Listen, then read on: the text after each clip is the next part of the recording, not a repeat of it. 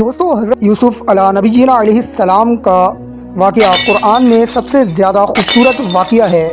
Channel پر نئے ہیں تو پلیز میرے چینل کو سبسکرائب کر لیجئے، ویڈیو کو آخر تک لازمی دیکھیے گا۔ ناظرین، کنعان کی سرزمین پر ایک نبی حضرت یعقوب علیہ السلام رہتے تھے۔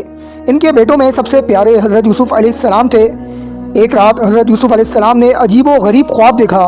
انہوں نے کہا، ابا جان، میں نے خواب میں دیکھا کہ 11 ستارے، سورج اور چاند مجھے سجدہ کر رہے ہیں۔ سورہ یوسف آیت نمبر 4۔ حضرت یعقوب علیہ السلام سمجھ گئے کہ یہ خواب عظیم شان کی علامت ہے۔ انہوں نے حضرت یوسف علیہ السلام کو نصیحت کی کہ بیٹا، یہ خواب اپنے بھائیوں کو نہ بتانا، وہ تمہارے خلاف سازش کریں گے۔ بحوالہ سورہ یوسف آیت نمبر 5۔ ناظرین، بھائیوں کی حسد بھری سازش جو حضرت یوسف علیہ السلام کے خلاف تھی وہ یہ تھی کہ حضرت یوسف علیہ السلام کے بھائیوں کے دلوں میں حسد کی آگ بھڑک اٹھی۔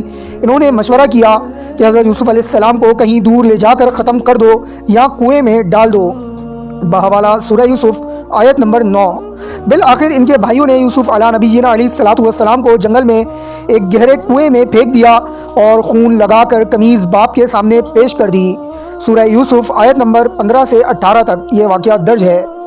اس کے بعد حضرت یعقوب علیہ السلام نے کہا، تمہارا نفس تمہیں ایک بڑا کام کروانے کے اوپر آمادہ کر بیٹھا، میں اس پر صبر جمیل کروں گا۔ ناظرین، کچھ قافلے والوں نے کنویں سے حضرت یوسف علیہ نبینا علیہ السلام کو جب نکالا اور مصر لے جا کر فروخت کر دیا۔ مصر کے عزیز وزیر نے کہا، اس لڑکے کو عزت سے رکھو، شاید یہ ہمیں فائدہ دے۔ بحوالہ سورہ یوسف آیت نمبر 21۔ ناظرین، اس کے بعد حضرت یوسف علیہ نبینا علیہ السلام کے اوپر آزمائش کا سخت مرحلہ آیا۔ جب حضرت یوسف علیہ السلام جوان ہوئے تو عزیز مصر کی بیوی نے انہیں گناہ کی دعوت دی، مگر حضرت یوسف علیہ نبینا علیہ السلام نے فرمایا، اللہ کی پناہ، وہ میرا رب ہے، اس نے مجھے عزت دی ہے۔ سورہ یوسف آیت نمبر 23۔ ناظرین، سچائی کے باوجود حضرت یوسف علیہ نبینا علیہ السلام کو قید خانے میں ڈال دیا گیا۔ بحوالہ سورہ یوسف آیت نمبر 35۔ اسی طرح ناظرین، قید خانے میں حضرت یوسف علیہ نبینا علیہ السلام نے خوابوں کی تعبیریں بتائیں۔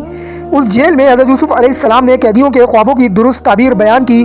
ان کی شہرت بادشاہ تک جب پہنچی تو بادشاہ نے عجیب خواب دیکھا۔ یہ بھی بحوالہ سورہ یوسف آیت نمبر 43 تا 49۔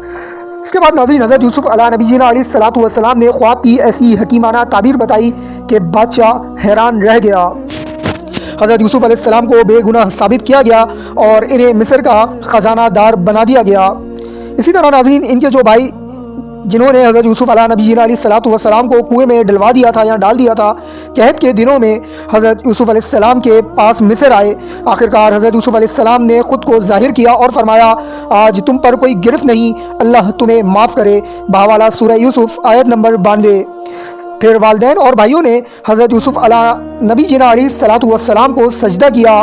یوں وہ خواب جو حضرت یوسف علیہ نبینا علیہ السلام نے دیکھا تھا کہ ان کو چاند، سورج اور ستارے سجدہ کر رہے ہیں، وہ بچپن کا خواب پورا ہوا۔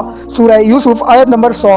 ناظرین، اس کہانی میں جو قرآن نے بیان کی، اس میں ایک پیغام ہے جس میں صبر کا انجام عزت ہے۔ اللہ کی تدبیر سب سے بہتر ہے، پاک دامنی انسان کو بلند کر دیتی ہے اور معافی عظمت کی علامت ہے۔ یقیناً قصہ یوسف میں عقل والوں کے لیے نشانیاں ہیں۔